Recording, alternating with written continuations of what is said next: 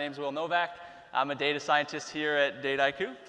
And for the first panel of the day, we're going to talk about personalization in AI. So kind of a hot topic, maybe a little bit of a controversial topic at times. So we'll maybe tread a little bit in those waters here today for you all. And to join me, I have three leaders in the space, working with brands that I think have done an incredible job to build trust with their customers and with their users. And so I think they really have unique insights to share with us all today. So from left to right, we have Bridget Rippel Vargas here, who is the Director of Customer Engagement at Disney Parks and Resorts. We also have Haile Owusu, who's the Senior Vice President of Analytics, Decisions, and Data at Warner Media. And lastly, we have Michael Xiao, who's the Divisional Vice President for Enterprise Data Science at Blue Cross Blue Shield. So to get us started, thank you all for joining us. Maybe you guys could tell us about you and your organizations and where you feel like you are right now on this journey towards hyper-personalization, if you even think that's an appropriate characterization. Yeah, so I'll take this question first, and I'm really happy to be here, and thank you for inviting me. So McKinsey recently did a study on various industries, and they looked at the maturity of various industries in AI. And I personally prefer to think of AI as augmented intelligence rather than an artificial intelligence. And healthcare was actually second from the bottom. The only industry that we were more advanced than was outdoor recreation, so manufacturers of camping and other things. So as a company, I would say we're absolutely maturing, but we're really focused on those issues of hyper-personalization and specifically around personalized medicine. That's really the big topic these days, which is given all this information that we know about our members, how do we actually build a recommended pathway of care for them so that we can optimize both outcomes as well as cost? And so not only does that kind of relate to the clinical side, but also to things like choice of doctors. Given a person's medical history and what we know about them from a consumer standpoint, are we able to say, okay, here are maybe the 5 best doctors for you, rather than just saying, well, here's a list of doctors, maybe you can decide yourself. And so we're definitely on that journey, and it's a huge focus for our company, and it's a top priority. Yeah, so I'd love to hear from you two, you guys in the slightly different space. So what are you all doing? And perhaps also in your answer, tell us, where, and we'll get on this a little bit more later, but where do you hope to go? So how can you contrast kind of the present state from the ideal future state? So I'll jump in. So anybody who has ever experienced Disney in any form knows that Disney's mission is really to create magic. So in terms of a commitment to personalization and to the customer experience, we've been doing it way ahead of the technology. But what is really important to us right now is making sure that as we start to think about how the customer journey and the customer experience with Disney is going to evolve, how do we do that in a way that really is from the outside looking in, meaning from the customer's perspective, knowing that as big as Disney is, beyond just the parks and resorts, we've got media, we've got books, we've got games, we've got consumer products. How do we really kind of think differently about the holistic customer experience, knowing that we've got all of these, for lack of a better word, independently operating businesses? And so we can't do that at scale in an effective way without using technology to help optimize and keep us focused. So where we are right now, specifically within my team, which is within the Parks and Resorts division, is we're working really, really hard to get that top management agreement and consensus on what our mission is. And to go back to both of the previous speakers, getting consensus and focused on the right business issues or problems and objectives that we're going to organize around. Those are active conversations that we're having now. And then figuring out, once we know the what it is we're trying to do, figuring out how to bring personalization and enable that through the technologies and capabilities that we're talking about to help us get there faster and then to help us scale in a way that makes sense. Great. So Warner Media is a large portfolio of companies covering a wide range of media. So this includes a news brand, HBO, Cartoon Network, a variety of gaming opportunities as well. So in my role, I lead data science across all of these various brands, and that means data science support as well as machine learning and general artificial intelligence use cases. The challenge for our organization is many of these companies, much as you alluded to, have lived fairly disparate lives. And we're at a time where it only makes sense for us to consider some sort of consolidation of at least understanding of the underlying audience. So the future state that we want to arrive at is one in which a user that goes to our news brand, that then goes to our television brand, that then goes to our premium content brand, we understand all that consumption in a holistic way. From core data predicates to actually serving on those core data predicates to fully realized user experiences, we're at a stage where we're actually trying to pull all of that together. There's a wide range of maturity across the various brands, but I would say the focus of our journey really is a consolidation of view of consumption for our users. Yeah. So I think one of the themes I'm hearing is just this idea of siloed people, essentially, and siloed organizational, and not necessarily in a negative way, just in a reality, and reconciling that. Maybe are there other challenges that you guys are facing in this journey towards personalization that you feel like would be illustrative for this crowd here that you'd be willing to share? And again, we don't need to delve into confidential details, but anything that you feel you've experienced personally? Yeah, so I'll take that. So it goes hand in hand with what we just said. Many companies, well-established, been around for a long time, quite frankly, technology-enabled companies. So when you've got that legacy infrastructure, along with those people and organizational silos, it becomes really hard to put the new into the old. Yeah. So figuring out how to kind of chunk that down and do what we can, but in a way that's meaningful to both the customer, but to the company as well, is something that is, quite honestly, a Herculean effort on a day-to-day basis. It's hard and it's really expensive. Yeah. Great. I could not possibly agree more. I mean, this is I would say 75% of my daily challenge in our organization. And I think to add to that, I mean, it's worth noting that certainly in our organization, these disparate companies have been very profitable in their silos. And so there is a significant amount of work that I have to do and folks on my team have to do to actually just make the case that artificial intelligence, for example, enables new business and new opportunity. There's just a lot of educational work in the organization that's required. Yeah. And so I just want to echo again what Bridget and Haile have already said. Yeah. So one of the important things, and I think the first speaker highlighted this, is that you actually have to have buy-in from the very, very top, and that means your CEO. Because what's going to happen is that companies are very functional, and they're siloed by function. And a lot of the teams work on problems that are within those silos. So I'd actually break down those silos, encourage the collaboration so that you can build something like a member or customer 360 that everyone is after, and then really focus on those cross-domain problems. And that's something that my team is trying to tackle right now.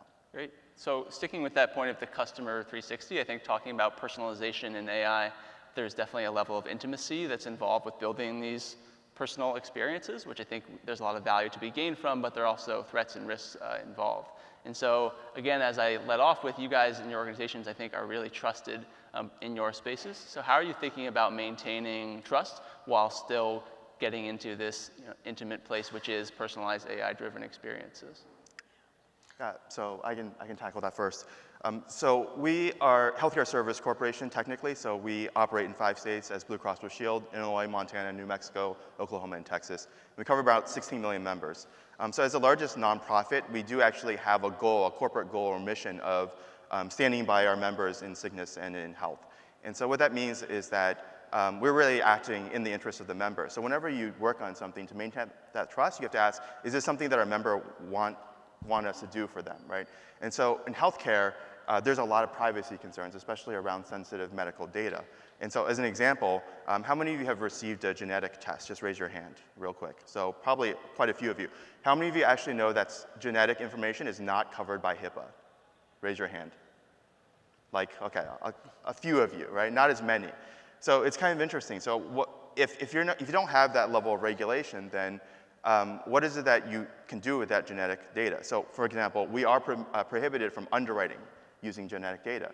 But genetic data is almost 50% of who you are as a person. So if we are able to access information for whatever reason, then we know almost everything about you. And so you can use it for good. You can use it to identify, okay, maybe this particular clinical treatment is the one that has the most effective outcomes. And I think most people would be okay with either their doctor or an insurer maybe using that information for that purpose. But what about something like cost? What if we're using it to maybe lower the cost of your treatment? Is that still an acceptable use? So a lot of these questions are still up in the air. And so I think for us as data scientists, it's not really just about the technology. So when you work in healthcare, I think you have the responsibility to actually ask yourself, is what I'm doing, is that ethical or not? And if we keep that in mind, what we can actually prevent are things like excessive regulations that maybe prevent us from using that data in the right ways in the future. Yeah, great.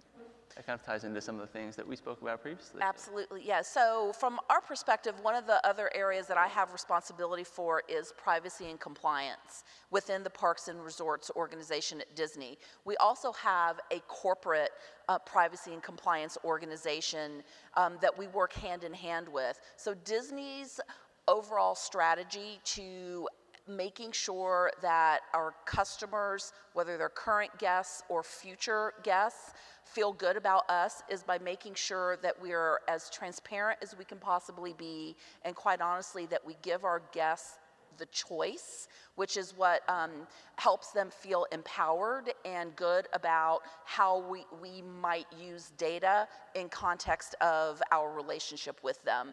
And people who love Disney really love Disney.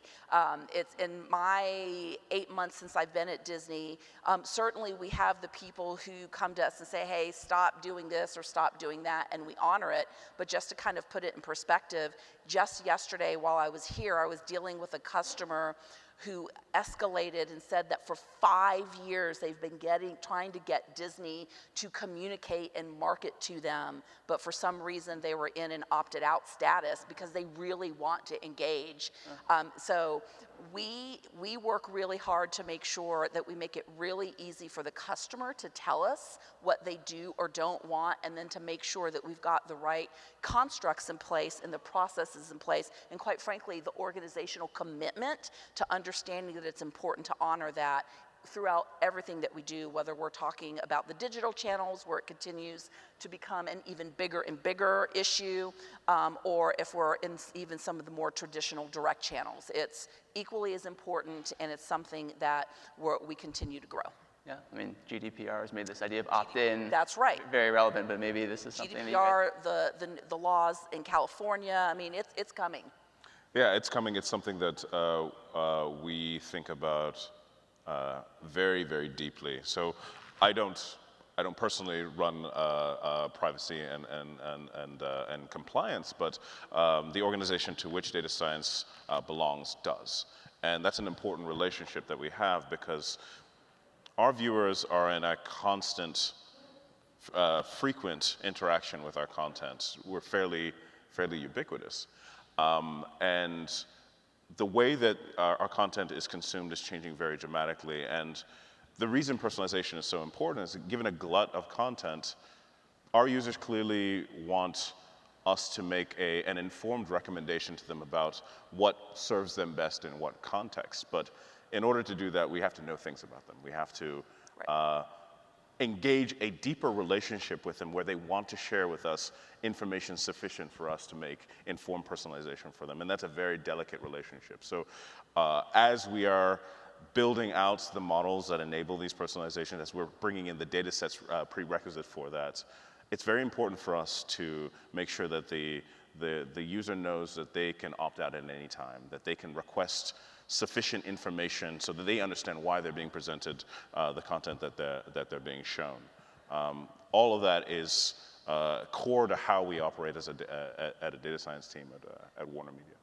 Great. So before we wrap up, I think we have in the room lots of other industry leaders who are probably at varying stages with their organizations and personalization. So we've touched on things like human silos. We've touched on things like opt-in, opt-out. Are there any other words of advice you would give to individuals who are maybe at an earlier stage in their process, trying to lead this transformation within their businesses? I would add that in addition to considerations of privacy, there's also something that we think about a lot is the kind of weaponizing bias in machine learning. So when you have as broad a set of touch points as we do, and when you have the hyper-personalization ambitions that we do, you need to think very, very deeply about whether the algorithms that enable all that are sort of principle well posed and aren't having disparate impacts that are very difficult to account for in the future. Accordingly, sort of across Warner Media and indeed across all of AT&T, who is the parent company of Warner Media, we're thinking very, very deeply about where biases exist in our various machine learning outputs. Yeah, and I just want to follow up on that. So as data scientists, we love to work with very large data sets. But one of the risks is that a lot of the variables can actually be proxies for things that we don't actually want to consider in our models. So a very simple example of this are things like race and income. So if you have something like zip code, that often can be a very, very strong proxy for those two things. So you have to really think carefully, okay, even if I'm removing race and income, if I don't want to actually focus on those things, how do I deal with that if I still want to include something like zip code? And there's just so many hidden kind of nooks and dangerous things there that we really need to understand the data and think about it. We can't just run the machine learning algorithms. Yeah, fantastic. Yeah, so best advice that I could possibly offer is be an evangelist for the capability, but don't get caught up in just the capability. And so I think one of the mistakes that we often make is playing with the new toy, the shiny object, but not really kind of finishing the conversation and tying it to the specific business problem or customer experience that we're trying to really address. And so the other thing that I would say, because I've lived through this, I worked for AT&T and spent 4 years on the digital transformation project. Then I went to Delta Airlines where we started to do the same thing. And one of my big learnings is it can be so big, it can literally be impossible to succeed. So be really clear on what you're going to define as a success, chunk it down, and deliver it, because if you do that, what's going to happen is instead of having the brute force approach to trying to get the organization behind why it's important to do this, you'll build demand for it because they'll start to see the successes and they'll want it. So start small, keep it as simple as possible, deliver results, and don't forget to tie it back to the results. Great. Yeah, just to maybe wrap things up really, really quickly, and I just want to echo what Bridget has said. So our process actually begins not only with business understanding, because every company in the same industry has the same business problems. It's really with the operational understanding, because companies have different processes.